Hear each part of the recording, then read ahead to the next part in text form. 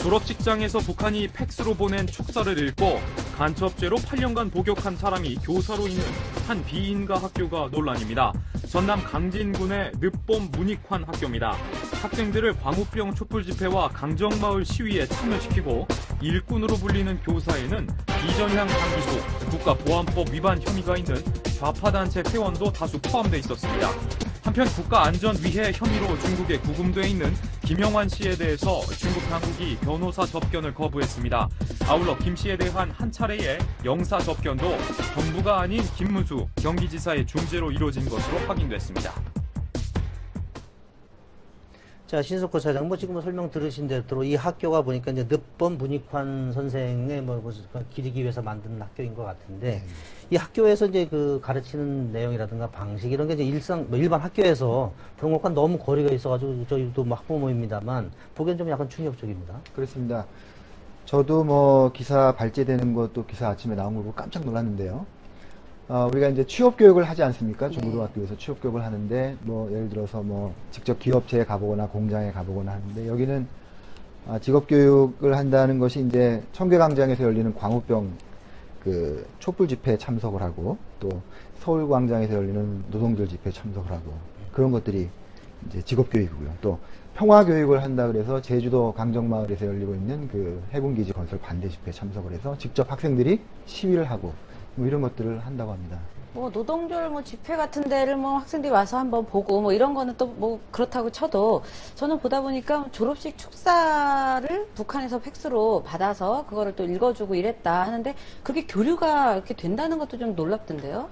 6.15 공동선언 실천위원회라는 네. 게 있는데 그게 이제 북측위가 있고 남측위가 있습니다. 예. 서로 이제 연락을 주고받죠. 근데 이번 팩스는 북측위에서 보내온 것을 학교 측으로 보내온 것을 졸업식이 이제 2월 18일에 있었고요. 네. 9명의 학생들이 처음으로 졸업을 했는데 북측에서 보내온 팩스를 축하 메시지를 읽었다고 하네요. 네.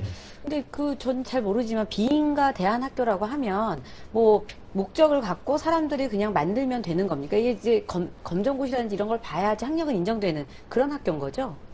아마 이제 정규 학교가 네. 있고 대안학교가 있는데 대안학교도 네. 인가된 대안학교가 있고 비인가 대안학교가 있는 네. 거죠. 예, 그건 제가 첨가는 추가 설명을 드리면 이제 대안학교라는 게 이제 일반 학교에 좀 적응하지 못하거나 좀 생각이 다른 사람들을 이제 그럼 다른 교육을 받게 네. 되는데 이제 이 사람들 전에는 이제 각자 비용을 부담을 해서 했었는데 이제 그것도 이제 규모가 커지다 보니까 이제 그런 학교에서도 정부 지원이 갑니다. 근데 이 학교 같은 경우는 비인가입니다. 그래서 정부의 이제 인가를 받지 못하고 정부로부터 이제 어떤 지원금이라든가 일체 받지 못하죠. 그러니까 이제 자급자족으로 해서 학교를 좀 꾸려나갈 수밖에 없는데 보니까 학비도 보니까 일반 학교도 조금 비싸긴 하더라고요. 근데 그러니까 뜻이 맞는 사람들끼리 그렇죠. 다 자녀를 보내는 근데 그런 여기도 학교인 거죠? 학부모들을 네. 보니까 이제 대체로 이제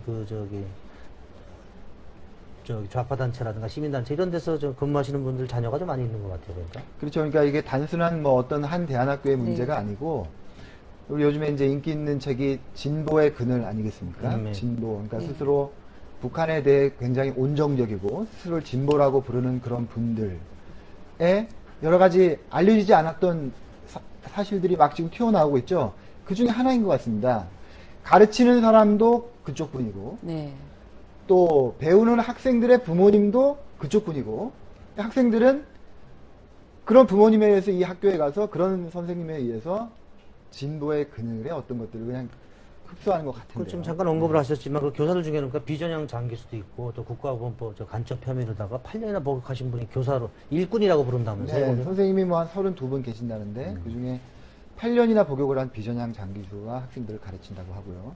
또 교사들 중에 또 그 부모님들 중에 국가보안법 위반으로 지금 수사를 받고 있거나 또 복역을 했던 분들이 많다고 합니다. 예, 학부모들이 자기 교육관이라든가 어떤 게 모르겠지만 교육을 받는 학생들이 중고등학교 학생들이라고 하니까 그 기간에는 좀 정상적인 교육을 받고 그다음에 또 이런 한쪽의 얘기만 듣는 교육을 받고 나면 나중에 사회생활할 때 어떨까 그런 좀 걱정이 좀 들긴 네. 해요. 자, 그 정도 하고요.